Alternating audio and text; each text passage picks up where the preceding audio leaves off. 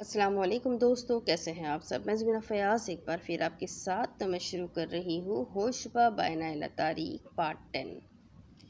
ये सब कहकर तुम मेरी आंखों में धूल नहीं झोंक सकती। तुम अपनी दोस्त की मदद से मुझ पर बांझ होने का थप्पा लगवाना चाहती हो ना, कि तुम हाज को मुझसे मायूस और बेजार कर डालो, उनको भी मुझसे दूर कर दो। तुम्हारा और तुम्हारी माँ का यही रोना था ना, कि मेरी वजह से हाज ने तुम्हारी माँ से मुंह फेर लिया था। यही ज़ख्म चाटते चाटते तुम्हारी माँ इस दुनिया से चली गई। हाज की परवरिश का तावान चाहिए था उसको, तुम्हें उनके सर पर मुसल्लत करके। जो काम तुम्हारी माँ ना कर सकी वो अब तुम करने आ गई हो। शर्मीन ठीक कहती थी, तुम भी उसका ही गंदा खून हो। हलक केवल गुस्से में पागल होती। यमुना की जहर उगलती ज़बान अजवा का तमाम ज़ब्त निगल गई थी। उसका चेहरा गम गुस्से की शिद्दत से दहक उठा था। मेरी माँ के बारे में अब एक लफ्ज़ मत कहना। मेरी माँ का जिक्र तक आप अपनी ज़बान पर लाने की हैसियत नहीं रखती। गुस्से में कांपती आवाज़ और बुलंद इश्तियाल से वो फट पड़ी थी। आप अपनी दुश्मन खुद है। मैं क्या आप पर थप्पा लगवाऊंगी? ये थप्पा तो आप पहले ही खुद पर लगा चुकी है। मेरी जादूगिरी नहीं, ये तो आप और आपके शौहर के आमाल है, जो अल्लाह ने अब तक आपको औलाद से महरूम रखा है। आप दोनों ने मिलकर मेरी माँ को उसके बेटे से महरूम किया था, मरते दम तक तरसाया था। अब आप दोनों भी तरसेंगे, बेनाम निशान इस दुनिया से जाएंगे। मेरी मरी हुई माँ पर कीचड़ उछालने के बाद अब आप भी तरसेंगी अपनी औलाद का चेहरा देखने के लिए। मैं जिन हाथों से गिड़गिड़ा कर आपके लिए अल्लाह ताला से दुआ मांगती रही हूँ, अब उन्हीं हाथों को उठाकर ये दुआ करूँगी कि आप ज़िंदगी में कभी भी। तैश में लरसती अजवा की आवाज़ दरमियान में ही घुट गई थी, जब होश में आते याकूत ने सरस से आगे बढ़कर अजवा के मुंह पर सख्ती से हाथ रख दिया था। बस, अब एक लफ्ज़ भी अपनी ज़बान से मत निकालना। अजवा के मुंह पर हाथ जमाए वो बोला नहीं था, दहाड़ा था। लाउंज में साकित खड़े नफूस को जैसे सांप सूंघा हुआ था। फटी आंखों से याकूत के सुर्ख चेहरे और गुस्से में अंगारा आंखों में तीरते आंसू देखती वो अपने पैरों के नीचे से ज़मीन सरकती महसूस कर रही थी। याकूत को देखते हुए जैसे होश में आई थी। ये उसने क्या कर डाला था? उससे अपना दिल डूबता हुआ महसूस हो रहा था। दूसरी जानिब लब भीजे मजीद कुछ कहने से खुद को रोकते याकूत ने एक झटके से उसे पीछे हटा दिया। अजवा बेजान होते वजूद के साथ लड़खड़ाई थी कि लालैन ने तेजी से आगे बढ़कर उसे थाम लिया था। तभी सब जारा की चीख पर यमुना की तरफ मुतवज्जा हुए, जो गश खाकर गिर ही जाती अगर जारा बर वक्त उनको ना संभालती। साकित बेहिस हरकत अखड़ी अजवा के सिवा सब ही यमुना के गिर्द जमा थे, जो सोफे पर दराज नीम वशी की किसी कैफियत में थी। उनका चेहरा लट्ठे की मानंद सफ़ेद हो रहा था। लालन किसी के कुछ कहने से कबल ही यमुना के करीब जा बैठी थी। मैं बीपी ऑपरेटर ले आऊं? ज़ारा ने उजलत में लालैन से पूछा, जो यमुना की नीम व आंखें चेक करती। इशारे से ज़ारा को रोकती। यमुना की नब्ज़ थाम चुकी थी। सबकी नज़रें लालैन के बेइंतहा संजीदा होते चेहरे पर साकित थी। इनका ब्लड प्रेशर तो काफ़ी पहले से डाउन है। किसी को कुछ खबर नहीं कि इनकी तबीयत काफ़ी दिनों से ठीक नहीं। आंखें सफ़ेद हो रही है, खून की कमी है, शायद ठीक से ग़िज़ा भी नहीं ले रही है। हैरत व ताज्जुब से लालैन ने हाज के धुआं धुआं होते चेहरे को भी देखा था। इनके लिए फ़ौरन ताज़ा जूस लाओ। लालैन के कहने पर ज़ारा भागती हुई लाउंज से गई थी। उनको फ़ौरन हॉस्पिटल ले जाना चाहिए हाज भाई, गाजी ने तशवीश से कहा। आपसे किसने कहा कि इनको फ़ौरन हॉस्पिटल जाना चाहिए? आप डॉक्टर है या मैं? लालन के नागवार लहजे पर गाजी हैरान होता कुछ बोल ना सका था। हाज भाई, भाभी को पहले कमरे में ले चले, मुझे इनकी खबर लेनी है कि ये क्यों डॉक्टर से एलर्जिक है। अच्छा हुआ जो मैं यहाँ मौजूद हूँ। कुछ बेहतर होती है तबीयत इनकी तो हॉस्पिटल ही जाना है। मुझे इनकी कुछ ज़रूरी टेस्ट करवाने हैं। कैसे टेस्ट? खुदा के लिए मुझे बताओ, यमुना को क्या हुआ है? परेशानी की हदों में पहुँचते हाज बेकरारी से बोले थे। आप भाभी को लेकर कमरे में चले, मैं बताती हूँ वहाँ, लालैन ने कहा था। जूस का पूरा जग उठाए ज़ारा भी लालैन के पीछे कमरे में चली गई थी। लाउंज में साकित खड़ी अजवा पर एक जलती निगाह डालकर याकूत तेज़ कदमों से वहाँ से चला गया, जबकि बाहर जाते याकूत से निगाह हटाकर गाजी गहरी सांस भरता अजवा के करीब आ रुका था।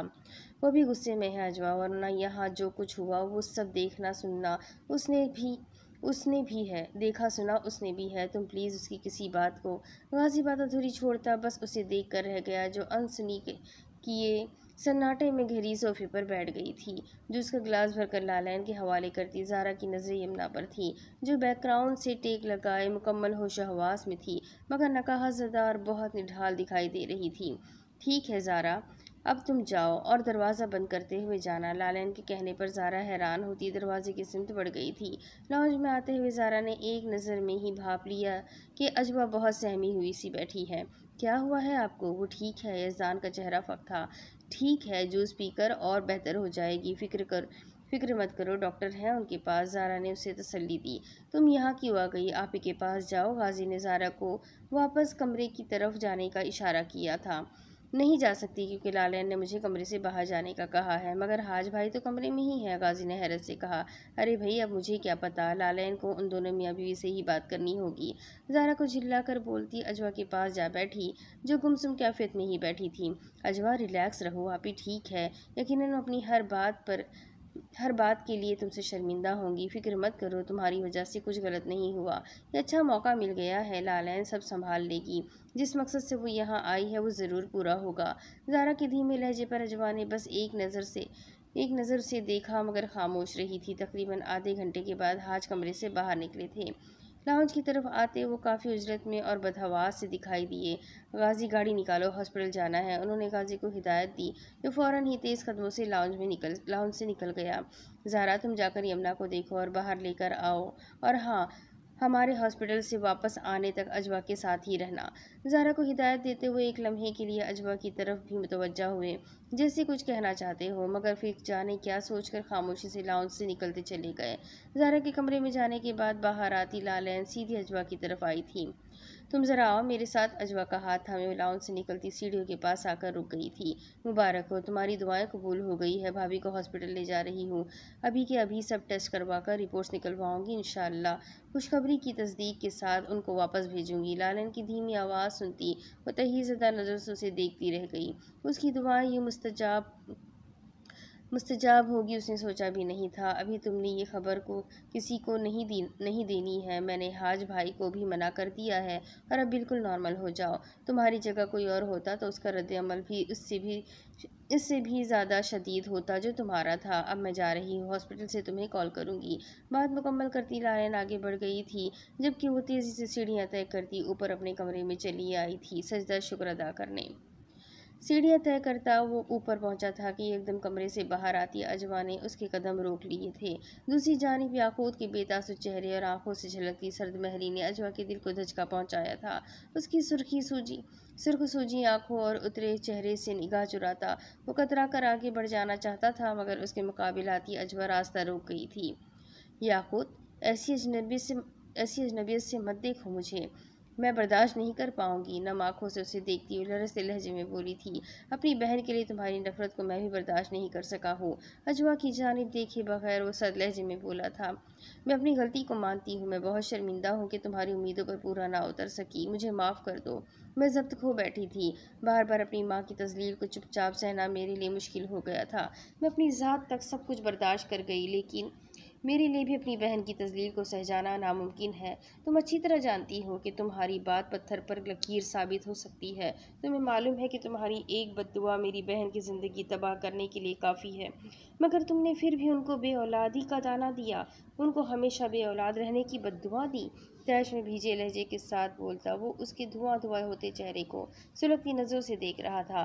शायद हम लोग ही तुम्हारे काबिल नहीं अजवा, तुम बहुत ऊंचाइयों पर हो और हम बहुत कमज़र्फ और गुनाहगार लोग हैं। मैं हाथ जोड़कर तुमसे माफ़ी मांगता हूँ, तुमसे इल्तिजा करता हूँ कि मेरी बहन को जो बद्दुआएं तुमने दी है उनको वापस ले लो, बख्श दो उनको। वो अनजान है तुम्हारे मकाम, तुम्हारी हैसियत से। मेरी बहन मुझे मेरी जान से भी बढ़कर अजीज़ है। तुम्हें खुदा का वास्ता है उनकी तबाही का सामान मत करो।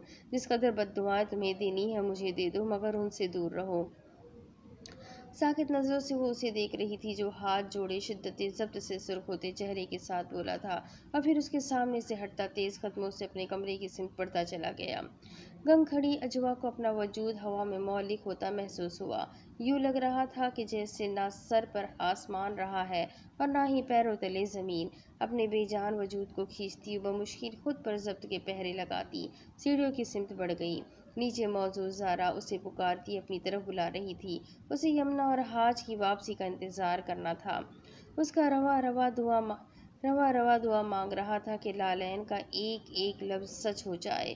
अब यही एक सूरत उसको पछतावों की अजियत से निकाल सकती थी। दिल पर और रूह पर जो ज़ख्म लगे थे उनकी अजियत को तो उसने चुपचाप सहना था, मगर इन ज़ख्मों का ज़ाला होना बहुत ज़रूरी था, जो उसके लफ्ज़ों से यमुना, हाज और याकूत के दिल पर लगे थे।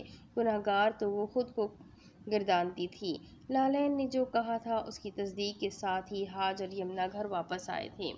शादी के इतने साल गुजरने के बाद मिलने वाली इस खुशखबरी पर जाने उनको कैसे यकीन आया होगा, और जाने यकीन करने के बाद वो खुशी के कौन से आसमान पर होंगे। ये देखने के लिए वो सब के दरमियान नहीं थी। वो नहीं चाहती थी कि इतने अहम और खुशी के लम्हों में वो यमुना के सामने जाकर उनकी खुशी ख़राब कर दे। अपने कमरे में रहकर भी वो उनकी खुशी की लहरों को महसूस कर सकती थी, जो सारे घर में दौड़ रही थी। शानों के गिर्द गर्म शाल लपेटे बालकनी में खड़ी, दूर धुंध में लिपटे खस्ता हाल मकान को देख रही थी। एकदम कमरे के दरवाजे पर होने वाली दस्तक ने उसे चौंका दिया था। दरवाज़ा खोलते हुए उसने बाहर मौजूद हाज को देखा और फिर नज़र चुराती एक तरफ हट गई थी। अंदर दाखिल होने के बजाय वो चंद लम्हों तक खामोशी से उसे देखते रहे, जो सर झुकाए खड़ी थी। तुम्हें याद है जब तुम बहुत छोटी सी हुआ करती थी तो खाला जान के कहने पर तुम मेरे लिए दुआ करती थी कि मैं अपने इम्तिहानों में अच्छे नंबरों से कामयाब हो जाऊं। तुम्हें ना उस वक्त दुआ मांगना आती थी और ना ही ठीक से बोलना आता था। बस जो जुमले खाला जान तुम्हें बताती थी, तुम हाथ उठाकर दुआ के वही टूटे फूटे जुमले अपनी ज़बान में रटती रहती थी। मैं उस वक्त तुम पर बहुत हंसता था, मगर मेरे दिल में कहीं ये यकीन ज़रूर होता था कि तुम्हारी दुआ ज़रूर कबूल होगी। वो यकीन आज और भी ज़्यादा मुस्तहिक हो गया है। तुम खाला जान की बेटी हो, मेरे लिए तुम्हारी दुआओं में असर क्यों ना होगा। ये तुम्हारी दुआओं का ही समर है। अजवा की एक तवील अरसे के बाद मुझे अपनी ज़िंदगी की सबसे बड़ी खुशी हासिल हुई है। एक तवील अरसे के बाद मैंने यमुना को और यमुना ने मुझे सही मायनों में खुश देखा है। हाजी में गंभीर लहजे में बोले थे। आप दोनों को ये खुशी बहुत मुबारक हो। मैं तो बस अल्लाह की शुक्रगुजार हूँ कि मेरी दुआओं का भरम रखा गया। वो नज़र झुकाते धीमे लहजे में बोली, आज जो हुआ, जो कुछ मेरी ज़बान से निकला, वो सिर्फ गुस्से में हुआ। मेरे दिल में भाभी के लिए या आपके लिए कोई बुराई नहीं थी। गुस्से में मैंने आपके दिल को भी तकलीफ़ पहुँचाई। इस सब के लिए मुझे माफ़ कर दें। मैं अपने जुमलों पर बहुत शर्मिंदा हूँ, शर्मसार हूँ। वो बमुश्किल लहजे की नमी छुपाने की कोशिश करती हुई बोल रही थी। मैं जानता हूँ तुमने जो कुछ कहा गुस्से में कहा था, और इस हद तक तुम्हें यमुना ही ले गई थी। इससे पहले मैं तुमसे माफ़ी मांगता हूँ उन सब तहकीर आमेज़ बातों के लिए जो उसने खाला जान के लिए कहे और तुम्हारे लिए बोली थी। गलती शायद मेरी है। मैं ही यमुना को अपनी ज़िंदगी में खाला जान और तुम्हारे मकाम की अहमियत से ठीक तरह आगाह नहीं कर सका हूँ। ये भी सच है कि सिर्फ वक्त और हालात मुझे खाला जान और तुम तक पहुँचने से रोकते रहे। अगर मैं मुल्क से बाहर ना होता या अगर मुझे बर वक्त फ़्लाइट मिल जाती तो खाला जान के आखिरी वक्त में उन तक पहुँचने के लिए मुझे दुनिया की कोई ताकत नहीं रोक सकती थी। ये बात मैं खुद को बेकसूर साबित करने के लिए तुम्हें नहीं बता रहा। बताने की वजह सिर्फ ये है कि खाला जान और मेरे दरमियान यमुना कभी रुकावट नहीं बनी थी। ये तो मेरी ही हिर्स व तमा थी, बहुत ऊंचाइयों पर जाने की हवस थी, जिसने मुझे वापस पलटने नहीं दिया। बुलंद से बुलंद मकाम हासिल करने की धुन में जो कुछ मैंने खो दिया, उसका पछतावा आखिरी सांस तक कायम रहेगा। बोझिल लहजे में बोलते हाज खामोश हो गए थे। जो गुजर चुका है उस पर अफसोस करते रहने के बजाय आप इस खुशी पर अल्लाह का शुक्र अदा करें जो इतने इंतज़ार के बाद आपको मिली है। गहरी सांस भरकर अजवा ने कहा था। अजवा, मैं चाहता हूँ कि तुम भी सब कुछ भुला कर यमुना के पास जाओ, उसे भी मुबारकबाद दो। कोई ज़बरदस्ती नहीं है, बस अगर तुम्हारा दिल माने तो। हाज के कहने पर अजवा ने अजवात में सर हिलाया था। मैं आपके ये कहने से पहले ही उनके पास जाने का इरादा रखती हूँ, लेकिन अगर आप भी मौजूद होंगे तो मेरे लिए उनसे बात करना ज़्यादा आसान हो जाएगा, वो बोली थी। ठीक है, जैसा तुम्हें बेहतर लगे। हाज फौरन ही बोले। मैं कमरे में जाता हूँ, तुम कुछ देर बाद आ जाना। मैं तुम्हारी आमद के बारे में यमुना को कुछ नहीं बताऊँगा। हाज के कहने पर उसने तायदी अंदाज में सर को हरकत दी थी। कमरे में दाखिल होते हाज बेड से उतरे, यमुना की तरफ मुतवज्जा हुए। यमुना, वापस बैठो, कुछ चाहिए तो मुझसे कहो। मैंने कहा भी था कि मेरे आने तक बेड से मत उतरना। नाराज़गी से बोलते हुए उन्होंने यमुना का हाथ थामकर वापस बेड पर बिठा दिया था। मैं अब बिल्कुल ठीक हूँ, बगैर सहारे के चल फिर सकती हूँ। अब आप ये चाहते हैं कि मैं बेड से कदम भी नीचे ना रखूँ, तो ये मेरे लिए मुमकिन नहीं। हॉस्पिटल में ड्रिप लगने की वजह से 2 घंटे मुसलसल लेटे रहने से कमर तख्ता हो गई है मेरी। थोड़ा वॉक कर लेती हूँ। बिल्कुल नहीं, कुछ दिन तक तो तुम बिल्कुल भी ज़्यादा इधर उधर घूमना बंद कर दो। तुम जानती हो तुम्हारी सेहत कितनी ख़राब हो गई है, और अब तो तुम्हें ज़्यादा एहतियात करनी है, अपना ज़्यादा से ज़्यादा ख्याल रखना है, घर की फ़िक्र बिल्कुल छोड़ दो। अपनी तरफ से तुमने ज़रा भी लापरवाही की तो मैं बर्दाश्त नहीं करूँगा। हाज के डांटने वाले अंदाज पर वो बेसाख्ता मुस्कुराई थी। आप मुझे खुश नज़र आने से ज़्यादा परेशान क्यों दिखाई दे रहे हैं हाज? होमी ही इतनी बड़ी खुशी ही इतनी बड़ी मिली है यमुना, संभाले नहीं संभल रही, दिल में अजीब से खौफ समा गया है। मैं नहीं चाहूँगा कि हमारा ज़रा हमारा ज़रा भी बदएहतियाती हमें इस खुशी से कहीं हाज बात मुकम्मल नहीं कर सके थे। इंशाअल्लाह कुछ गलत नहीं होगा, आप बेफ़िक्र रहें, मैं अपना ख्याल रखूँगी, मुझे अपनी खुशी से ज़्यादा आपकी खुशी अजीज़ है। यमुना धीमे लहजे में उनको तसल्ली दे रही थी। हाज मुझे आपसे कुछ कहना है। उनके हाथ पर अपना हाथ रखती यमुना एकदम बेहद संजीदगी से गोया हुई। आप जानते हैं मैं किस कदर जहनी दबाव में थी याकूत की वजह से। इसी कैफियत और अजवा से होने वाली तकरार में मैंने आपकी खालाजान के बारे में बहुत कुछ गलत कहकर आपके दिल को भी ठेस पहुंचाई है। इस सब के लिए आप मुझे माफ़ कर दें। यकीन करें मेरे दिल में हमेशा उनकी बहुत इज्जत रही है। उन्होंने आपकी परवरिश की थी, आपके लिए वो माँ का दर्जा रखती है। मुझे बहुत निदामत है कि याकूत का गुस्सा उन पर भी किस तरह निकाल दिया मैंने। मैं अपनी ही नज़रों में शर्मिंदा होकर रह गई हूँ। यमुना शदीद तासुब से अपनी गलती तस्लीम कर रही थी। यमुना खालाजान के लिए तुमने जो कुछ कहा, इस सब ने मुझसे ज़्यादा अजवा के दिल को ठेस पहुंचाई थी।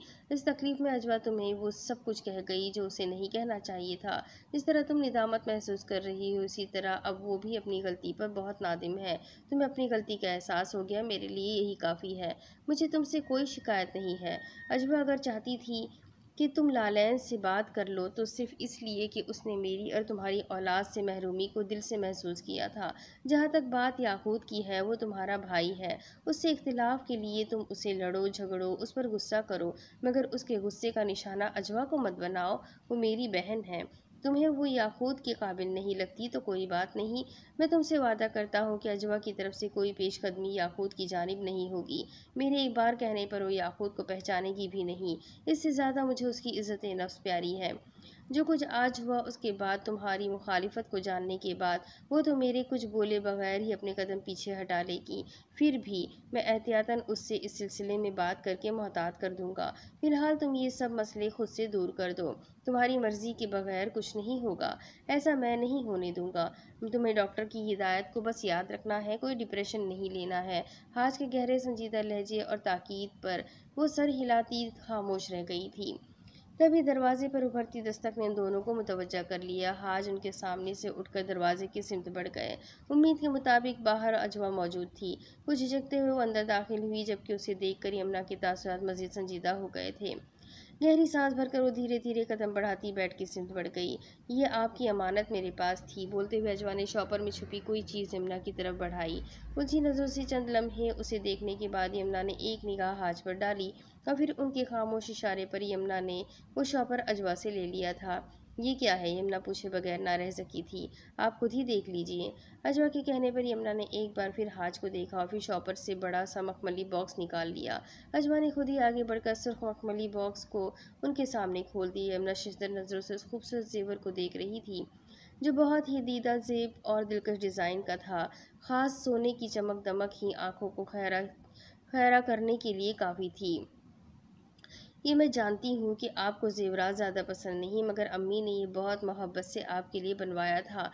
नाराज़गी में उन्होंने हाज भाई को ये हुक्म तो दे दिया था कि वो हमारे घर की दहलीज पर पलट कर वापस ना आए, मगर जब आपकी और हाज भाई की शादी की खबर उन तक पहुँची तो उन्होंने सबसे पहले यही काम किया। उनको कि वो उम्मीद थी और इंतज़ार भी था कि हाज भाई आपको लेकर उनके पास ज़रूर आएंगे, लेकिन ज़िंदगी ने उनको ज़्यादा मोहलत ना दी। धीमी आवाज़ में बोलती वो एक पल को खामोश हुई थी।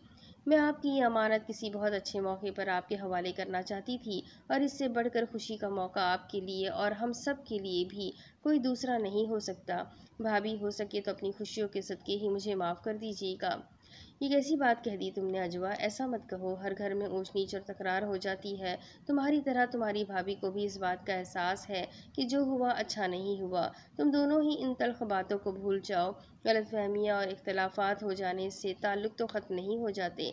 दरगुजर से काम लेने में ही रिश्तों की बका है। अजवा के सर पर हाथ रखकर हाज नरमी से बोले थे, जबकि यमुना गोद में रखे सुर्ख बॉक्स को धीरे से बंद करती खामोशी थी।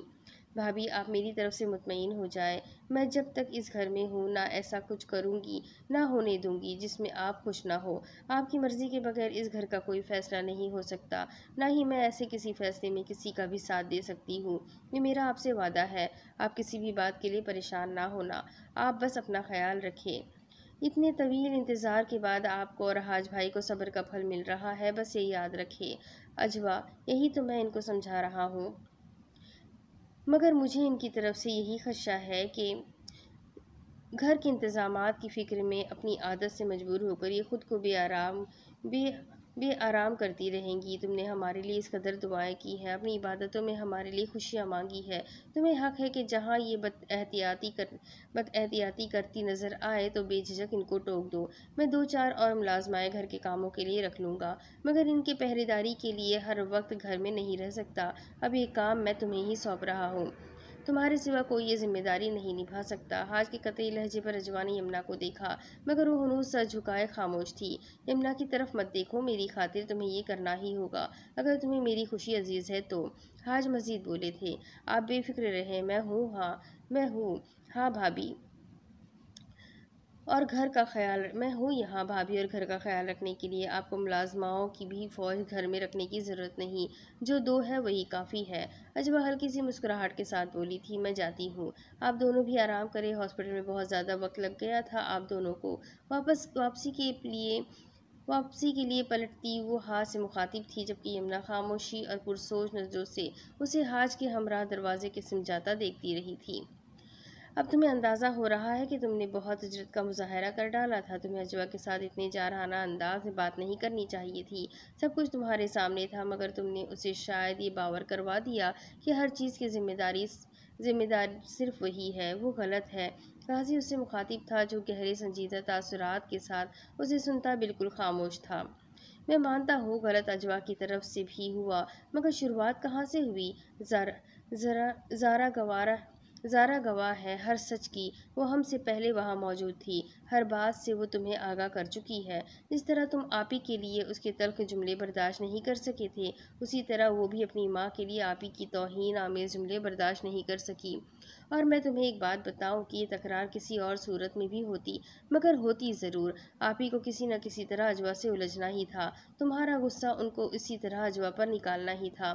सच तो ये है कि तुमने जिस कदर उजरत में मौका महल देखे बगैर आप ही के सामने अपना फैसला सुनाया था, उसके बाद यही सब होना था। मुझे यकीन है कि अपना फैसला सुनाने से पहले अगर तुम अजवा से भी बात कर लेते, उससे मशवरा करते, तो 100% वो तुम्हें मना करती। तुमने अपनी मनमानी करके उसके किए कराए पर भी पानी फेर दिया। तुम ये कहना चाहते हो कि जो कुछ हुआ है उसकी जिम्मेदार मैं हूँ? याकूत ने पूछा था। ये सवाल तुम खुद से करो तो ज़्यादा बेहतर जवाब मिल सकेगा। गाजी गहरी सांस भरकर बोला था। दूसरी जानिब याकूत चंद लम्हों तक उसे देखता रहा और फिर उसके सामने से हटता टेरिस की बाउंड्री के करीब चला गया। आखिरी बाउंड्री पर हाथ जमाते हुए उसकी नज़रें दूर उस पर साकित हो गई थी, जो ज़ारा के पोषण के बाहर ज़ारा के साथ टहलती उससे बातों में मसरूफ़ थी। देखो, इस तरह डिस्टर्ब रहने से कुछ हासिल नहीं होगा। जो होना था वो सब हो चुका, मगर जो गलत हुआ है अब उसे सुधारने की फ़िक्र करो। अपने और अजवा के दरमियान सब ठीक करने की कोशिश करो। हो सकता है कि उसे यकीन हो गया हो कि आगे भी अगर आप ही और उसके दरमियान कोई तकरार हुई तो तुम इसी तरह उसके साथ पेश आओगे, इंसाफ नहीं करोगे। कहना क्या चाहते हो तुम? क्या नाइंसाफ़ी की है मैंने उससे ये नहीं कहा कि उसके साथ जो हुआ अच्छा हुआ, या ये कि मेरी बहन हर तरह से ठीक बोल रही है। क्या मैं उससे ये कहता कि उसने आप ही को जो कुछ कहा बिल्कुल ठीक कहा? 2-4 बद्दुआएं मैं भी अपनी तरफ से शामिल कर देता, उसे सही साबित करने के लिए। एकदम उसके भपरे अंदाज पर गाजी ने जच होकर उसे देखा था। तुम्हारा ये गुस्सा फिल वक्त तुम्हें कुछ सोचने समझने नहीं देगा। ठंडे दिमाग और दिल ठंडे दिल और दिमाग से मेरी बातों पर गौर करना। अजवा के सामने तुम्हारे ये तेवर नहीं चलने वाले। तुम खुद देख रहे हो किस तरह वो तुम्हें नज़रअंदाज कर रही है। मैं सिर्फ ये कहना चाहता हूँ कि तुम उसे उसकी गलती का एहसास किसी और तरीके से भी करवा सकते थे,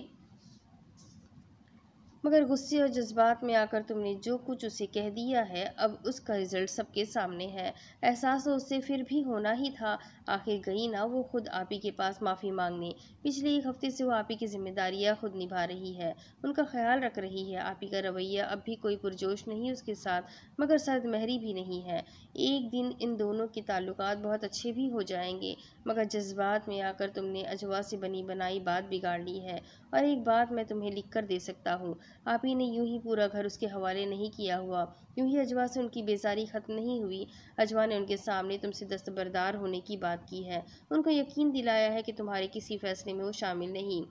गाजी के कतई पुरी यकीन लहजे पर वो गंग नज़र से उसे देखता कुछ बोल नहीं सका था। कोई और लफ्ज़ों में ही सही, मगर उसने समझौता तो किया है, वरना उसे क्या ज़रूरत थी सब कुछ जलाकर आप ही के पास जाने की। वो अगर इस घर से चले जाने पर तैयार हो जाती तो वो इतना शॉकिंग ना होता। मैं नहीं मान सकता इस बात को। इस घर में मुझसे ज़्यादा अहम उसके लिए कोई नहीं है। वो हरगिज़ भी मुझसे दस्तबरदार होने की बात नहीं कर सकती। नागवार नज़र से गाजी को देखता वो किसी तौर ये मानने को तैयार नहीं था। याकूत, ये मत भूलो कि इस घर में हाज भाई भी है। अजवा के दिल में उनसे कितनी ही नाराज़गी क्यों ना हो, लेकिन वो उसके भाई है। अजवा को इस घर में लाने के लिए क्या क्या जतन नहीं किए हाज भाई ने, यहाँ तक कि उसके हाथों अपनी तौहीन बर्दाश्त करते रहे हैं। तो क्या उनकी खुशी के लिए अजवा एक समझौता नहीं कर सकती? तुम जिस तरह उसके साथ पेश आए थे, उसके बाद तुम्हारी तरफ से दिल बर्दाश्ता होकर उसके लिए समझौता करना आसान हो गया होगा, काजी ने कहा था। ना ऐसा हो ना ऐसा हो ना ऐसा हुआ है, ना मैं ऐसा होने दूंगा, वो धीमे मगर भड़कते लहजे में बोला था। ऐसा होना भी नहीं चाहिए, इसलिए मैं तुम्हें समझा रहा हूँ कि दिलो दिमाग को ठंडा रखो। अजवा को राज़ी करने की कोशिश करो, वही तुम्हें बता सकती है कि आप ही और उसके दरमियान क्या बात हुई है, जो एक ही रात में सब कुछ अचानक बदल गया है। मैं या तुम हाज भाई से सवाल नहीं कर सकते, कतई मुनासिब नहीं है। बस तुम अब उजलत में कोई ऐसा कदम ना उठाना कि आप ही और हाज भाई का जहनी सुकून गारत हो जाए। एक अरसे बाद वो दोनों बहुत खुश नज़र आए हैं। उनकी खुशी, उनका सुकून किसी भी तरह डिस्टर्ब नहीं होना चाहिए। फिलहाल तुम अपना फोकस अजवा पर ही रखो। उसका एतबार दोबारा जीतने की कोशिश करो, ये तुम ही कर सकते हो। गाजी के समझाने वाले लहजे को सुनता वो एक बार फिर उसकी तरफ मुतवज्जा हुआ था, जो ज़ारा से बातों में मसरूफ़ इर्द गिर्द से गाफिल थी। वो ज़ारा से बात ही कर रही थी जब हाज और यमुना ज़ारा के घर से ही बरामद होते उन दोनों को मुतवज्जा कर गए थे। आप दोनों कहाँ जा रहे हैं? वापस अंदर चले, खाना खाकर जाइएगा, ज़ारा फ़ौरन बोली थी। ये रुकी ना जाए खाने पर। उनकी फरमाइश पर पुलाव बना है आज। कोई ताकत उनको आज तुम्हारे घर पर डिनर नहीं करवा सकती, यमुना ने मुस्कुराते हुए कहा था। जाहिर है, और बनाया भी है अजवा ने। मैं तो कहता हूँ तुम भी साथ आ जाओ। चाइनीज़, रशियन, इटालियन खानों ने तुम लोगों को देसी खानों के जायके ही भुला दिए होंगे। इसमें कोई शक नहीं कि अजवा जो भी बनाए बहुत जायकेदार होता है। मुझे तो वैसे भी मौका चाहिए, जाने से कैसे जाने से कैसे इनकार कर सकती हूँ। ज़ारा खुशी से दावत कबूल कर गई थी। ये तुम्हें क्या सूझी? बैंक की जॉब छोड़कर क्यों बैठ गई? चलते चलते हाज को याद आया तो ज़ारा से सवाल कर डाला। बहुत अच्छा किया, मैं तो बहुत खुश हुई। या खुद तो सख्त खिलाफ था इसके बैंक में जॉब करने की, यमुना बोली थी। जी हाँ, आपके भाई के तानों पर ही बेजार होकर छोड़ी है जॉब, ज़ारा खशमगीन लहजे में बोली थी। तो अच्छी बात है, अब ज़रा घरदारी भी सीखो। शादी करनी है कि नहीं? यमुना ने उसे घर का था। खामोशी से इन सब के पीछे जाती अजवा की नज़र नीलम तक गई, जो अपने पोषण के बरामदे में आती उसकी तरफ मुतवज्जा हुई थी। पहलुओं पर हाथ टिकाए वो जहरखन नज़र से अजवा को देखकर दांत पीसती रह गई, जबकि अजवा बेनियाजी से नज़रों का जाविया बदल गई। ऐसा सबक सिखाऊंगी तुझे डायन, के सारी ज़िंदगी याद रखेगी। अजवा को घूरती हुई ज़ेरे लब चबा चबा कर बोली थी। खाने की टेबल पर सभी मौजूद थे। अजवा और याकूत के सिवा सब ही हल्की फुल्की गुफ्तगू कर रहे थे, और अजवा के बनाए गए खानों की तारीफ भी हो रही थी। याकूत की गहरी संजीदगी किसी से ढकी छुपी नहीं थी, इसलिए ज़ारा भी उससे बहुत संभल कर मुखातिब हो रही थी। इस वक्त अजवा बिल्कुल खामोशी से सबकी बातों को सिर्फ सुनती अपने खाने की तरफ मुतवज्जा थी कि अचानक हाज ने उसे मुखातिब कर लिया। मुअज्जिम ने फ़ोन किया था मुझे तुम्हारी खैरियत पूछने के बाद। जानती हो उसने क्या कहा? हाज के कहने पर अजवा चौंकी थी। कह रहा था कि उसकी बीवी बच्चे तुमसे मिलने के लिए यहाँ आना चाहते हैं। शर्मीन यहाँ आना चाहती है, वो भी अजवा से मिलने। यमुना ने बेयकीनी से शौहर को देखा। हाँ ऐसा ही है, यकीन तो मुझे भी नहीं आया था। मैंने उसे कह दिया था कि अजवा से पूछकर बता दूंगा। तुम क्या कहती हो अजवा? हाज ने पूछा। आपको ठीक लगता है तो उनको बुलाए, मैं कर लूँगी मुलाकात। उसके बेतासुर लहजे पर याकूत ने एक निगाह उसे देखा था। उनको यहाँ आने से रोक दे, कोई फसाद खड़ा किया उनकी बीवी ने तो तमाशा बन जाएगा, सभी डिस्टर्ब होंगे। याकूत नागवार लहजे में हाथ से मुखातिब होकर बोला। उनके यहाँ आने या ना आने का फ़ैसला सिर्फ हाज भाई कर सकते हैं। उनको भी अगर एतराज़ है तो मैं ख़ुद मौज़िम भाई से मिलने चली जाऊँगी। नागवारी ज़ब्त किए अजवा किसी भी जानिब देखे बगैर सद लहजे में बोली थी। ठीक है, फिर आपको जो बेहतर लगता है आप कर ले। याकूत तने हुए तासुरात के साथ बोलता अपनी जगह से उठा और सबको दंग करता तेज़ कदमों से वहाँ से चला गया था। वो सब मिलने ही तो आ रहे हैं, मौज़िम भाई से कह दे कि ज़रूर आए मिलने, मगर शर्मीन को अच्छी तरह समझा कर लाए। कोई उल्टी सीधी बात ना करे, दिल साफ करके आए तभी मिलेगी अजवा उनसे। यमुना बोली थी। तुम क्या कहती हो अजवा? हाज ने बगौर उसके तासुरात देखे थे। भाभी ठीक कह रही है, यही कह दीजिएगा उनसे। वो संजीदगी से इतना ही बोली थी। खाने के बाद रात गए तक सब लाउंज में बैठे बहुत अच्छे माहौल में गुफ्तगू कर रहे थे। गाजी मौजूद था मगर याकूत जाने कहाँ गायब था। खाने की टेबल से जो वो उठकर गया उसके बाद घर में वो अजवा को कहीं नजर नहीं आया था। उसके मौजूद ना होने में ही बेहतरी थी। अगर वो मौजूद होता तो अजवा के लिए सबके दरमियान बैठना नामुमकिन हो जाता।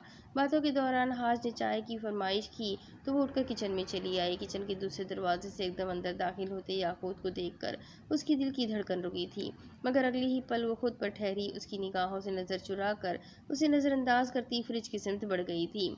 पानी की बोतल निकाल कर पलटते हुए वो मुश्किल उसकी जानिब देख सकी थी, जिसके मुकाबिल मौजूद सामने से हटने के लिए तैयार नजर नहीं आ रहा था। क्या तुम मुझे बताओगी कि आप या तुम्हारे दरमियान कौन सा मुआहदा हुआ है? उसके चुपते लहजे पर वो खामोशी से नज़र चुराए निकल जाना चाहती थी, मगर वो फौरन बाजू आगे करता उसका रास्ता रोक गया। अजवा, मुझे अपने सवाल का जवाब तुमसे चाहिए। उसके बगैर ना मैं यहाँ से जाऊँगा ना तुम्हें जाने दूंगा। उसके सख्त कतई लहजे पर अजवा की पेशानी पर बल पड़े थे। मैं तुम्हारे किसी भी सवाल का जवाब नहीं दूंगी, ना ही मैं जवाब देने की पाबंद हूँ। वो सख्त और सर्द लहजे में बोली थी और अगले ही पल उसका हाथ झटकती आगे बढ़ जाना चाहती थी, मगर सरस से याकूत उसका बाजू गिरफ्त में जकड़ता उसे वापस अपने सामने ले आया था। तभी किचन में दाखिल होती ज़ारा बुरी तरह ठिठक कर अपनी जगह थम गई थी। मुझे मेरे सवाल का जवाब दिए बगैर तुम यहाँ से नहीं जा सकती, वो सख्त भपरे लहजे में बोला था। तुम मेरे साथ इस तरह ज़बरदस्ती नहीं कर सकती, अजवा भड़कते लहजे में बोली थी। याकूत, ये तुम क्या कर रहे हो? परेशान खड़ी ज़ारा होल कर बोलती आगे बढ़ी थी। जहाँ खड़ी हो चुपचाप खड़ी रहो ज़ारा, दरमियान में मत बोलना। याकूत के धीमे मगर सख्त मुश्तिल लहजे और सुर्ख चेहरे को देखते हुए ज़ारा अपनी जगह साकित रह गई थी। जवाब तो मुझे तुम्हारी एक एक जंबिश एक एक अदा से मिल चुका है अजवा, लेकिन मैं सब कुछ तुम्हारी ज़बान से सुनना चाहता हूँ। जो कुछ कर चुकी हो उसे कबूल करने की जुर्रत भी खुद में पैदा करो। साफ कह दो कि अपने भाई की खुशी की खातिर तुमने थूक दिया है मुझ पर। सख्ती से उसका बाजू गिरफ्त में जकड़े वो लहू रंग आंखों से उसे देखता घुर्राया था। इतना आसान था तुम्हारे लिए मुझसे मुंह फेरना, सबको राजी करने के लिए मुझसे मेरी मोहब्बत से दस्तबरदार हो जाना। मैं क्यों जवाब ना मांगूँ तुमसे? किसी के दिल में जगह बनाने के लिए तुमने मेरी ज़ात मेरे जज्बों का सौदा किया है। हाँ मैंने यही किया है, मेरे लिए यही करना आसान था। ना मुझे तुमसे कोई ताल्लुक़ रखना है ना ही कोई ताल्लुक़ बनाना है। भड़कते लहजे में उसकी लहू रंग आंखों में आंखें डालकर बोलती वो एक झटके से उसका हाथ अपने बाजू से अलग हटा गई थी। दोबारा मेरे सामने किसी मोहब्बत किसी जज्बे का रोना रोते मत आना। आइंदा कभी भी ना मेरा रास्ता रोकना ना मुझे हाथ लगाने की हिम्मत करना, समझे तुम? अजवा के सुलगते लहजे पर साकित खड़ी ज़ारा की नज़रें याकूत पर थी, जिसका चेहरा अंगारों की तरह दहक रहा था। मुश्तिल निगाहों से अजवा को देखता वो उल्टे कदमों पीछे हटता चला गया था। ठीक कहा तुमने, तुम्हें छूने की गलती कैसे कर डाली मैंने, अब सज़ा तो मिलनी चाहिए। भीजते लहजे में बोलता वो जारहाना अंदाज में उसकी जानिब बढ़ा। वहाँ किचन के कॉर्नर में बहुत बड़ा और भारी भरकम खूबसूरत सा एक्वेरियम रखा था। अजवा को कुछ समझ न आया, मगर ज़ारा उसके तेवरों को भांपते ही हौल कर चीखी, याकूत रुक जाओ। ज़ारा की चीख टूटते कांच की लर्ज़ा खैर शोर में दब चुकी थी। फटी आंखों से अजवा उसे देखती रह गई थी। जो बाजू के एक ही वार से एक्वेरियम को चकनाचूर करता गाढ़े खून से तर होती स्लीव्स के साथ किचन के हकवी दरवाजे से ही बाहर निकल गया। हवास बाख्तगी में शोर की आवाज़ पर किचन की तरफ दौड़े आते हाज और गाजी ने किचन में बिखरे कांच के टुकड़ों को देखा। कोई सवाल करने की जरूरत ही नहीं थी। रुके बगैर वो दोनों याकूत के पीछे ही दौड़ गए, जबकि उनके पीछे जाती ज़ारा रुककर अजवा के पास आ गई, जिसका चेहरा फक था। अजवा, इससे पहले कि आप ही यहाँ आ जाए, चलो यहाँ से, गाजी और हाज भाई संभाल लेंगे याकूत को। आप ही के सामने मैं बहाना कर दूंगी कि मेरे ही कहने पर वो एक्वेरियम की जगह चेंज कर रहा था और फिर ये हादसा हो गया। तुमने भी सबसे यही कहना है। अब चलो जल्दी, उजरत में बोलती ज़ारा उसका बर्फ़ की तरह ठंडा होता हाथ पकड़े किचन से उसे लेकर बाहर निकल गई थी। मैं सिर्फ यमुना की वजह से खामोश रहा हूँ। तुम्हारे सपोर्टर्स जो बहाने सबके सामने तराश कर तुम्हारी हरकत पर पर्दा डाल रहे हैं, वो मुझे बेवकूफ़ नहीं बना सकते। 42 स्टिचेस आए हैं तुम्हें। कितना खून ज़ाय हुआ है तुम्हारा, कुछ अंदाज़ा भी है तुम्हें? कांच तोड़ना ही था तो किसी चीज़ का इस्तेमाल कर लेते, हाथ से तोड़ना ज़रूरी था। हाज के शदीद बरहम लहजे में की गई आखिरी बात पर खामोश बैठे याकूत पर एक निगाह डालकर गाजी ने दूसरी निगाह यज़दान पर डाली, जो मुस्कुराहट छुपाने की नाकाम कोशिश भी न कर सका था। मैं सब देख रहा हूँ, समझ रहा हूँ, जानता हूँ कि तुम्हारा मसला क्या है, मगर इस तरह से कोई मसला हल नहीं होने वाला। पूरा बाजू जख्मी कर लिया है, अच्छी लग रही है तकलीफ? हाथ के कुसीले लहजे पर याकूत बस अपने बाजू पर एक निगाह डालकर रह गया था, जो कोहनी से हाथ की पुश्त तक बैंडेज में जकड़ा हुआ था। याकूत, मैं वार्निंग दे रहा हूँ तुम्हें, ये सब दोबारा नहीं होना चाहिए, वरना मैं अजवा को इस घर में नहीं रहने दूंगा। हाथ के कतई लहजे पर याकूत को नज़र उठाकर उनकी जानिब देखना पड़ा था। जो तुम चाहते हो उसे कबूल करने के लिए यमुना को थोड़ा वक्त चाहिए। अभी उसकी हालत ऐसी नहीं कि उसे किसी चीज़ के लिए फोर्स किया जाए। उसकी डॉक्टर लालैन ही है। तुम चाहो तो कंफर्म कर लो। उसने सख्ती से हिदायत की है कि यमुना को स्ट्रेस डिप्रेशन से दूर रखना है, तुम्हें उसकी परवाह हो या ना हो, मगर मुझे अपनी बीवी की परवाह है। वक्ती तौर पर मैंने तुम्हारे मामले पर खामोशी इख्तियार कर रखी है, भूला नहीं हूँ, ना उसे नज़रअंदाज किया है। भरोसा रखो, थोड़ा सब्र तहमुल से काम लो।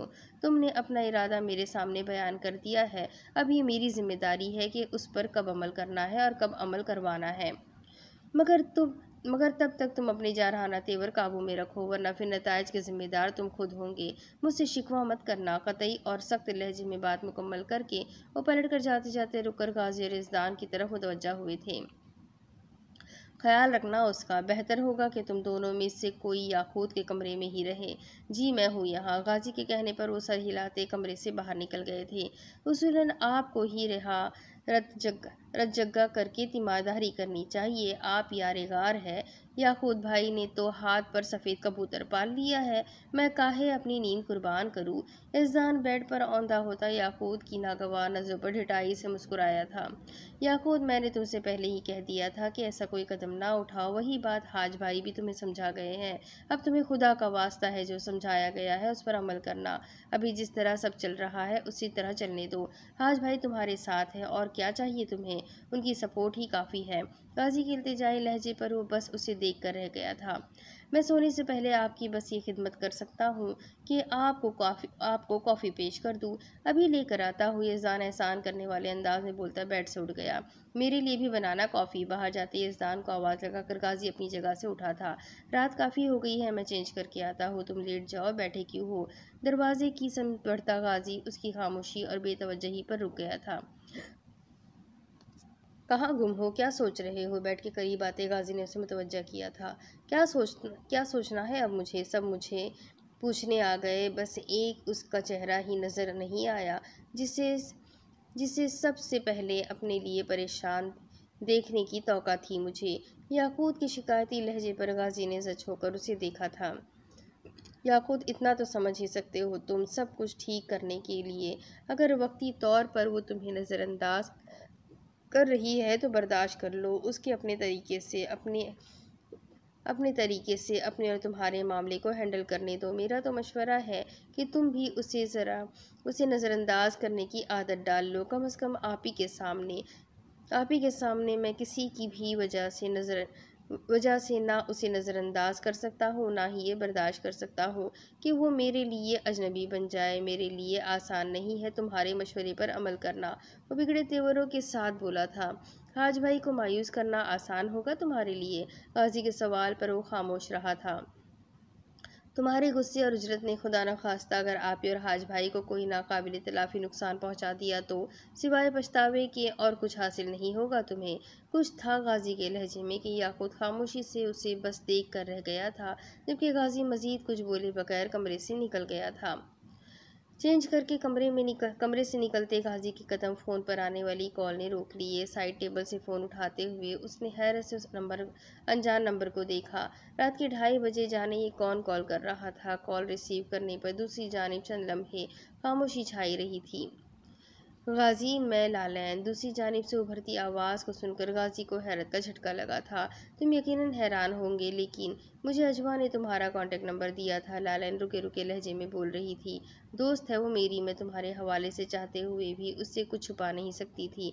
अजवा ने कोशिश की थी कि शायद तुम उस पर एतमाद करते हुए मेरे बारे में उससे कोई बात कर लोगे, मगर जब ऐसा होना मुमकिन नज़र ना आया उसे, तो उसने तुम्हारा नंबर मुझे दिया था कि अगर मैं चाहूँ तो तुमसे गुजरे वक्त के बारे में बास परस कर लूँ, मगर इसकी ज़रूरत नहीं थी। जो कुछ गुजर गया उस पर अब सवाल उठाने से या इस सब का जिक्र करने से कुछ हासिल नहीं होने वाला। मैंने इस वक्त अगर तुम्हें डिस्टर्ब किया है तो सिर्फ अजवा के लिए। मेरी उससे बात हुई थी। याकूत के ज़ख्मी होने पर बहुत परेशान है वो। बहुत मजबूत आसाब की मालिक है वो, उसको रुलाना आसान नहीं है। मगर अभी फ़ोन पर बात करते हुए जिस तरह रो पड़ी, मैं खुद बहुत परेशान हूँ। इस वक्त उसे किसी तसल्ली दिलासे की ज़रूरत है। तन्हा रहना उसके लिए बेहतर नहीं। तुम किसी तरह हाज भाई को बता दो, वो बहुत डिस्टर्ब है। तुम परेशान मत हो अजवा की तरफ से, मैं फ़ौरन ही कुछ करता हूँ। बहुत अच्छा किया जो तुमने मुझे बता दिया, मैं अभी जाकर देखता हूँ। ठीक है, फिर मैं इंतज़ार करती हूँ। मुझे उसकी तबीयत के बारे में बता देना, और अभी उसे ये ना बताना कि मैंने तुम्हें कॉल करके ये सब कहा है। ठीक है, मैं ख्याल रखूँगा। कॉल बैक करता हूँ कुछ देर में, गाजी ने कहा था। कॉफ़ी के मग को थामे ऊपर आते यज़दान ने हैरत से हॉल में अपने मुंतज़िर खड़े गाजी को देखा था। दानी, अजवा मुस्तकिल कमरे में बंद है और मुझे उसकी तरफ से तशवीश हो रही है। ज़ारा बता रही थी कि याकूत की वजह से बहुत परेशान थी अजवा। आप ही की वजह से किसी के सामने वो अपनी परेशानी का इजहार भी नहीं कर सकती। मैं सोच रहा हूँ उसे बाहर बुलाकर बता दूँ कि याकूत खैरियत से है। इस वक्त यज़दान ने वॉल क्लॉक को की जानिब देखते हुए कहा। जाग रही है वो, कमरे की लाइट ऑन है। गाजी ने उसे कमरे की बंद ग्लास विंडो की तरफ मुतवज्जा किया। अंदर लाइट्स बंद खिड़की के ग्लास से टकरा रही थी। तुम याकूत को कॉफ़ी देकर वापस आओ, इससे कोई जिक्र मत करना। गाजी के कहने पर यज़दान उसका मग उसे थमाकर याकूत के कमरे की सिमत बढ़ गया था। तभी अजवा के कमरे का खुलता दरवाज़ा गाजी को मुतवज्जा कर गया था। तंग नज़र से अजवा के चेहरे को देखता वो उसे अपनी तरफ आता देख रहा था। तुम्हें क्या हुआ है? तबीयत ठीक है तुम्हारी? वो वाकई परेशान हो उठा था। उसकी रोई रोई आंखें बेतहाशा सुर्ख और सूजी हुई थी और सुर्ख चेहरा अंगारा बना हुआ था। वो बेहद निढाल दिखाई दे रही थी। याकूत कैसा है? उसका हाथ, वो मुश्किल इतना ही बोल सकी थी। वो बिल्कुल ठीक है, कुछ स्टिचेस लगे हैं, बाकी सब ठीक है, कोई परेशानी की बात नहीं। नहीं, मैं जानती हूँ उसका हाथ बहुत ज़्यादा ज़ख्मी हुआ है। उसे मुझ पर गुस्सा था, मगर खुद को इस तरह नुकसान क्यों पहुँचाया उसने? नम लहजे में बोलते हुए उसकी सुर्ख मुतरन्नुम आंखों पर फिर नमकीन पानी भर आया था। अजवा, यकीन करो याकूत के लिए ये चोट मामूली है, कुछ दिन में ही ठीक हो जाएगा। उसके बाद तुम खुद उससे पूछ लेना कि उसने गुस्से में क्यों खुद को नुकसान पहुंचाया। मैं उससे ये सवाल कैसे कर सकती हूँ? मुझे कोई हक नहीं। वो घुटे घुटे धीमे लहजे में बोली थी। दिल का कर्ब उसके चेहरे पर वाज़े दिखाई दे रहा था। तुम जानती हो कि सारे हक तुम्हारे ही हैं। हालात अभी साजगार नहीं तो क्या हुआ, ये वक्त भी गुजर जाएगा। हौसला रखो, सब बेहतर होगा। गाजी ने नरम लहजे में उसे तसल्ली दी थी। और मुझे तो तुम बीमार दिखाई दे रही हो, चलो मेरे साथ, मुझे चेक करना पड़ेगा। कतई लहजे में बोलते गाजी करीब आते यज़दान की तरफ मुतवज्जा हुआ। अजवा जी, आपको क्या हुआ है? तबीयत तो ठीक है ना आपकी? यज़दान भी उसको देखकर चौंक उठा था। कहाँ ठीक लग रही है इनकी तबीयत? तुम जाओ ज़रा थर्मामीटर लेकर आओ, और हाँ, याकूत से कुछ मत कहना। गाजी के कहने पर वो फ़ौरन जाने के लिए पलट गया, जबकि गाजी के कतई तहक्कुम आमेज़ लहजे पर अजवा गर्म शॉल अपने गिर्द लपेटे काउच तक आ गई थी। सच तो ये था कि उसकी हालत और असाबी कैफियत बिल्कुल टूटी बिखरी थी। चलना तो दूर की बात, उससे बैठा भी नहीं जा रहा था। थर्मामीटर गाजी की तरफ बढ़ाती वो दोबारा काउच पर सर टिकाती, पैर ऊपर समेटे, सुकड़ी सिमटी नीम दराज सी थी।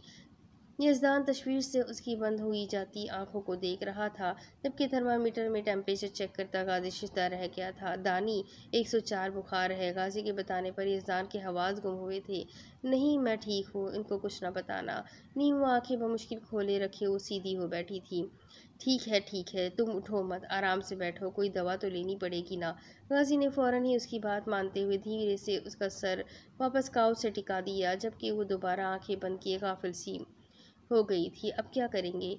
हल्का फुल्का बुखार नहीं है, इनको जो कोई भी टैबलेट दे देंगे। यज़दान ने फिक्रमंदी से कहा, बुखार कम ही हो जाए काफ़ी है, फ़ौरन तुम जाओ। और एकदम रुक कर गाजी ने कमरे से बाहर आते याकूत को देखा।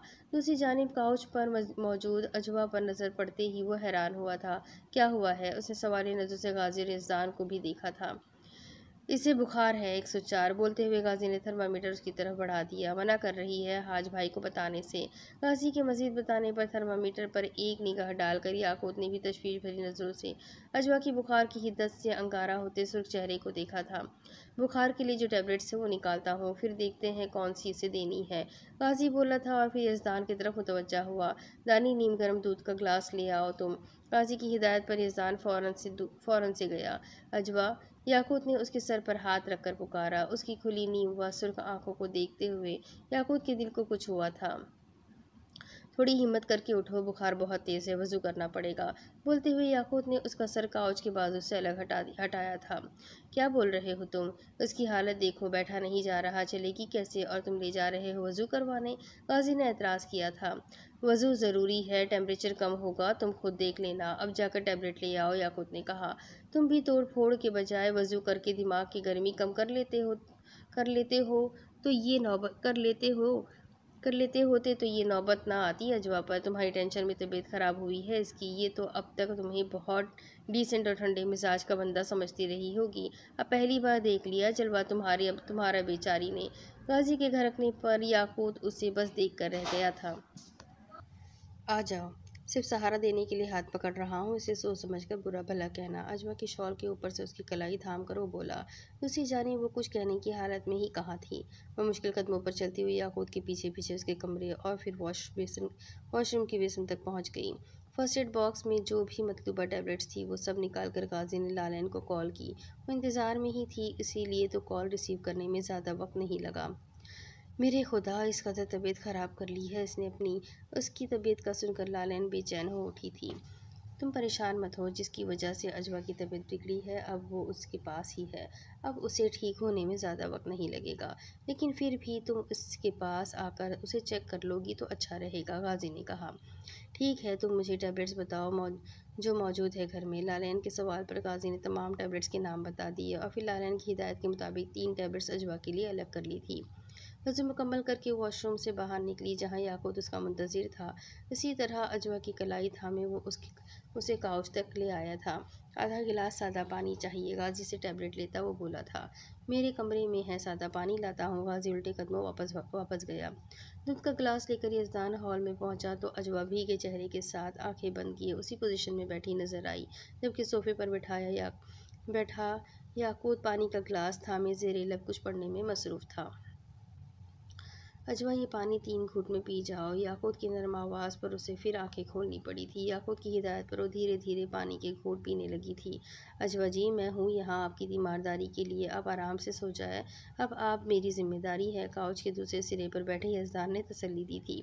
तुम अजवा की जिम्मेदारी ले रहे हो और तुम्हारी जिम्मेदारी कौन लेगा? गाजी ने खशमनाक नज़र से उसे देखा था और फिर अजवा की तरफ मुतवज्जा हुआ।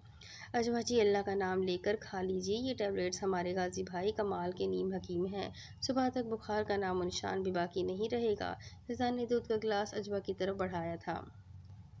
तुम दोनों जाकर आराम करो, मैं हूँ यहाँ, याकूत ने कहा। मेरा ख्याल है तुम आराम की तुम्हें ज़रूरत ज़्यादा है, गाजी ने याद दिलाया था। नहीं, मैं ठीक हूँ। याकूत के कतई अंदाज पर मज़ीद कुछ कहना बेकार ही था। उन दोनों के जाने के बाद वो चंद लम्हों तक अजवा को देखता रहा था, जो गर्म शॉल में सिमटी काउच के बाजू से सर टिकाए बेखबर थी। धीरे से उसकी जलती पेशानी से हाथ की पुष्टि लगाकर याकूत ने उसके बुखार को जांचा था और फिर उसके कमरे की सिमत बढ़ गया। अजवा के कमरे से कंबल लेकर वापस आया और एहतियात से उस पर फैला दिया। काउच के करीब ही नीचे कारपेट पर बैठते हुए वो दोबारा उसकी बंद पलकों की तरफ मुतवज्जा हुआ।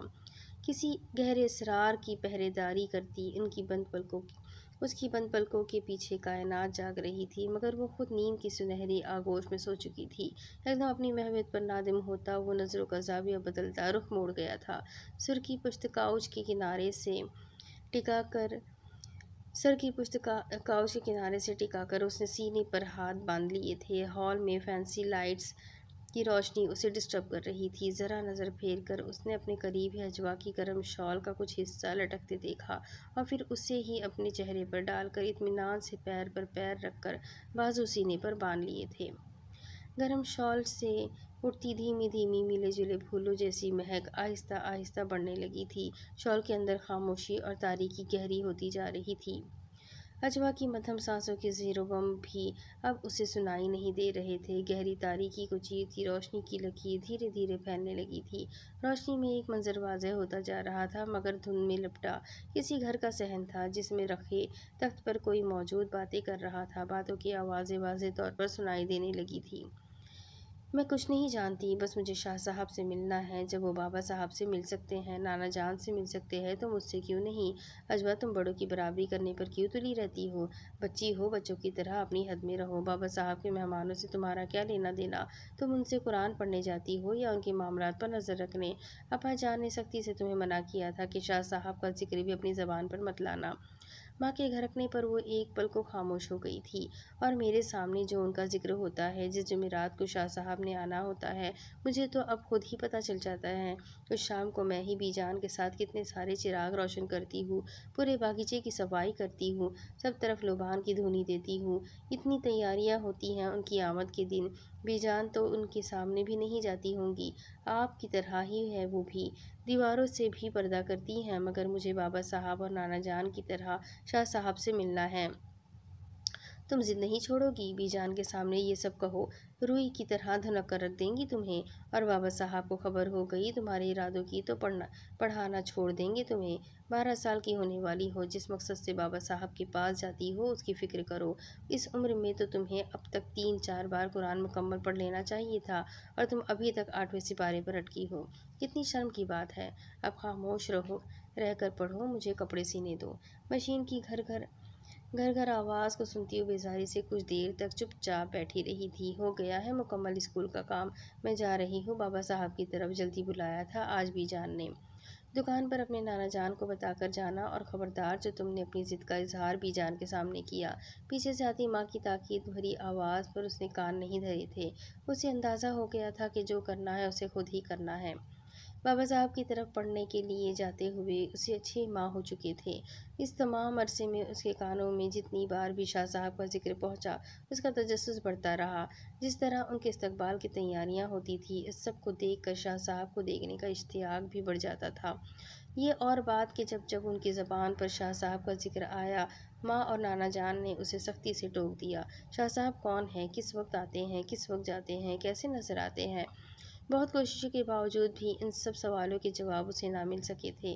पिछली बार भी उसने जुमेरात के दिन बहुत सारे बहाने गढ़कर रात तक बाबा साहब की तरफ रुक कर इंतज़ार किया शाह साहब का, मगर बेसुध। इशा से पहले उसके नाना जान उसे साथ ले जाने आ पहुँचे थे। आज भी जुमेरात का दिन था। बीजान ने कहा था मगरिब के बाद हुजरे में चिरागा करना है, और फिर ये कहने की किसी को ज़रूरत भी नहीं थी कि आज शाह साहब ने बाबा साहब से मुलाकात के लिए आना है। असर के बाद कुरान पढ़ने वाले दीगर बच्चों के साथ उसकी भी छुट्टी हो गई। आज वक्त से पहले ही सबको छुट्टी मिल गई। वो भी वजह वो जानती थी। फिर भी जान के साथ मिलकर उसने खामोशी से शाह साहब के इस्तकबाल की तैयारियां शुरू कर दी थी। उसने दिल में पक्का इरादा कर लिया था कि आज हर सूरत उसे शाह साहब से मिलना ही है, या कम अज़ कम उनको देख ही लेना है। मगर ये कोशिश उसे बहुत सोच समझ कर और होशियारी से करनी थी। नाना जान उसे साथ ले जाने आए तो बीजान से इजाज़त लेकर वो बज़ाहिर इत्मीनान से नाना जान के साथ घर चली आई। माँ के साथ उसने ईशा की नमाज़ पढ़ी, फिर सबके साथ बैठकर उसने खाना खाया और फिर सोने की तैयारी शुरू कर दी। हज़रत मामूल बिस्तर पर जाने से पहले ही उसने वज़ू किया। माँ ने रोज़ की तरह सोने से पहले दुआएं पढ़कर उस पर दम किया और हिसार बांधा। रात आहिस्ता आहिस्ता गहरी होती जा रही थी। जब उसे यकीन हो गया कि उसकी माँ और घर के बाकी अफराद सो चुके हैं, तो धीरे से उठ बैठी थी। मकसद में कामयाबी की दुआएं मांगती वो बहुत एहतियात से बैरूनी दरवाज़ा खोलकर बाहर निकल आई। उसने दाएं बाएं सड़क पर निगाह डाली। हर सिमत हू का आलम था, मगर आसमान पर मुकम्मल और बहुत बड़ा सा चांद सितारों की झुरमुटों में जगमगाता अपनी तेज़ रोशनी बिखेर रहा था। सड़क पार करके वो कच्ची ज़मीन पर तेज़ कदमों से चलती, झाड़ियों और ऊंचे घने दरख्तों के दरमियान जाते रास्ते ही की तरफ की सिमत तकरीबन भाग रही थी। डर खौफ उसे कोई न था, बस खदशा था तो सिर्फ ये कि कहीं उसे देर ना हो जाए, ऐसा ना हो कि शाह साहब आकर जा भी चुके हों। खुली सांसों के साथ बिलाखिर उस चांदनी रात में बाबा साहब के अहाते के करीब पहुंच गई, जो लातादाद रोशन चिरागों से बका नूर बना हुआ था। बागीचे के गिर्द खींची पौधों और तारों की बाड़ फैलांग कर उसने बागीचे में ही छुपकर शाह साहब का इंतज़ार करना था। झुके झुके वो ऊंचे पौधों और दरख्तों के दरमियान से आगे आती। वो इस दरख्त के साथ दबक कर बैठ गई, क्योंकि ये दरख्त सहन के करीब था और यहाँ से दाखिली दरवाज़ा भी सामने ही था। जो भी आता वो उस दरख्त के करीब से ही गुजरकर अंदर जाता। यूं ही बैठे बैठे उसे काफ़ी देर गुजर गई। बेचैनी बढ़ने लगी। वो अपनी जगह से उठकर चुपके चुपके चलती वापस बाड़ के नज़दीक आ गई। दाएं बाएं जाते कच्चे रास्ते पर वो निगाह डालती। शाह साहब की आमद की दुआएं भी ज़ेरे लब मांगती जा रही थी। जाने कितनी देर गुजर गई उसे रास्ता तकते तकते, और फिर जाने वो रात का कौन सा पहर था जब आसमान पर चांद बिल्कुल सर पर था और उसकी तेज़ रोशनी ने तारीकी को मांद कर दिया था।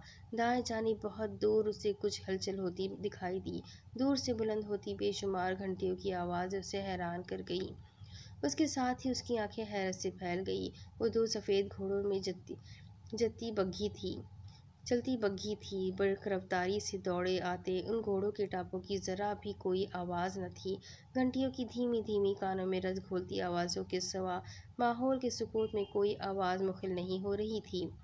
यूँ लग रहा था वो घोड़े ज़मीन पर नहीं, हवा में दौड़ते करीब आ रहे हैं। दूर से ही इस शानदार बग्घी को देखते हुए खुद ब खुद उसके दिल को यकीन आ गया कि शाह साहब की सवारी आ गई है।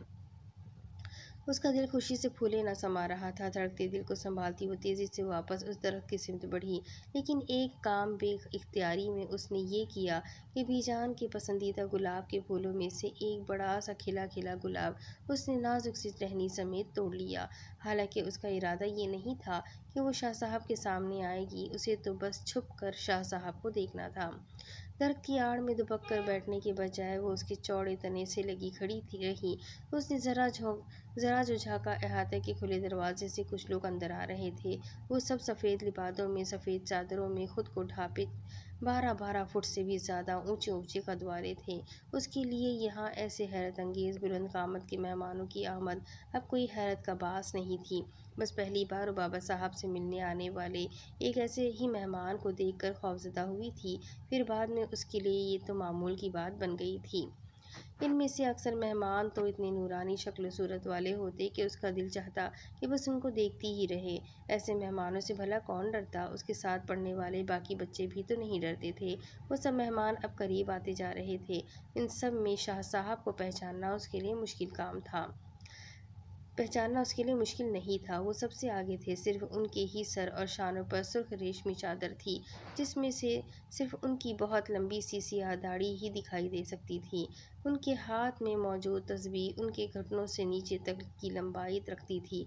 बाकी सब सफ़ेद पोश अफराद उनके दाएं बाएं 2 कदम पीछे यकीनन उनकी इज्जत और तकरीम में आ रहे थे। फ़िज़ा में एकदम ऐसी मसहूर कुन खुशबू बिखर रही थी जो दिल और दिमाग को शाद और तरोताज़ा कर रही थी। हवासों पर तारी होती इस सहरंगेज़ खुशबू ने जाने उसे हिम्मत दी थी, या फिर ये उसकी फितरी दिलेरी थी जो बिना सोचे समझे बिला इरादा एकदम दरख्त की आड़ से निकलकर उनके रास्ते में आती उन सब के बढ़ते कदम रोक गई थी। दरख्त, पेड़ पौधे, आसमान पर चमकता चांद सब अपनी अपनी जगह साकित उस छोटी सी बच्ची को देख रहे थे। अस्सलामुअलैकुम शाह साहब। दोनों हाथों से फूल उनकी तरफ बढ़ाते उसका मासूम चेहरा खुशी से तमतमा रहा था। उसकी मुस्कुराहट से ज़रा भी तो डर या झिझक महसूस नहीं हो रही थी। उसे काफ़ी ऊपर गर्दन उठाना पड़ रही थी सिर्फ रेशमी चादर की सिमत देखने के लिए। इंसानों की बच्ची है ये तो। शाह साहब के दाएं तरफ मौजूद सफ़ेद पोश की भारी आवाज़ उभरी, ए लड़की भागो यहाँ से। भारी आवाज़ में इस बार नागवारी थी। इससे पहले कि वो पीछे हट पाती, शाह साहब ने ज़रा हाथ उठाकर सफ़ेद पोश को मज़ीद कुछ कहने से रुकने का इशारा दिया था और फिर उसके हाथ से गुलाब का फूल ले लिया जिसका चेहरा खिल उठा था। बड़े इश्तियाक से वो उनके सफ़ेद चमकते हुए मगर बहुत बड़े हाथ को देखती रही थी। फूल लेते हुए सुर्ख रेशमी चादर से सलाम का जवाब देने की जो आवाज़ उभरी, वो पहले उसके दिल से और फिर समातों से टकराई थी। अभी उनकी लिबादे से उठती खुशबुओं की लपेटों में उनकी गूंजती आवाज़ के शहर में ही थी कि उनका हाथ पर पुरशफ़क़त अंदाज में उसके सर पर आ गया।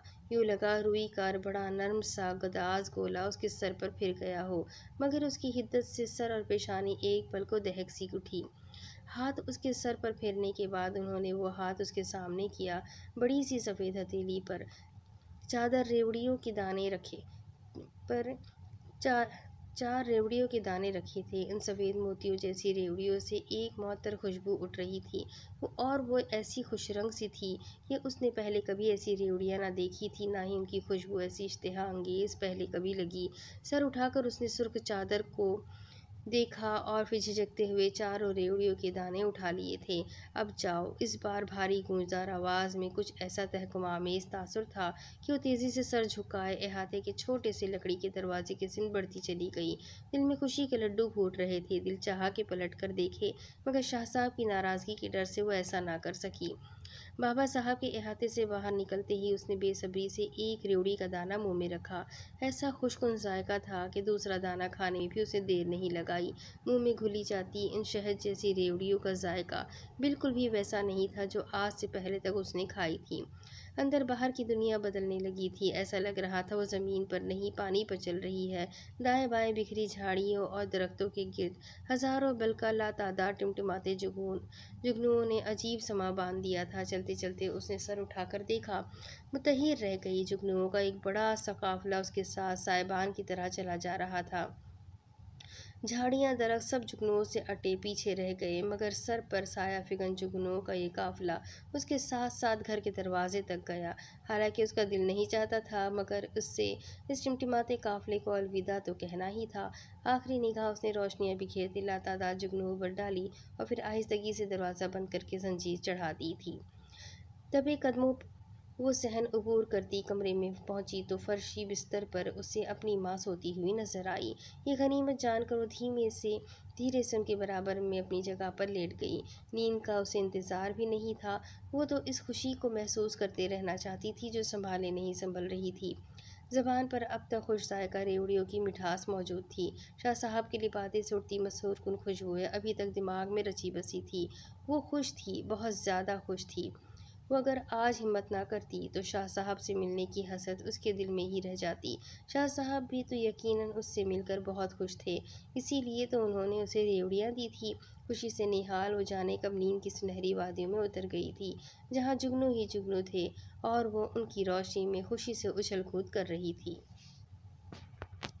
अब इसके आगे की किस्त मैं आपको अगले वीडियो में पढ़कर सुनाती हूँ कि इसके आगे इस किताब में और क्या लिखा है, इस कहानी का क्लाइमेक्स क्या है। ये जानने के लिए मेरे साथ बने रहें। चैनल को सब्सक्राइब कर ले, बेल आइकन को ज़रूर दबा दें, और अगर आपको मेरे पढ़े हुए नावल्स पसंद आ रहे हैं तो अपने कॉन्टेक्ट्स में शेयर करना बिल्कुल भी ना भूलें। तो मिलते हैं अगले वीडियो में, तब तक के लिए अपना खूब सारा ख्याल रखें, मुझे भी दुआओं में याद रखें। अल्लाह हाफ़िज़।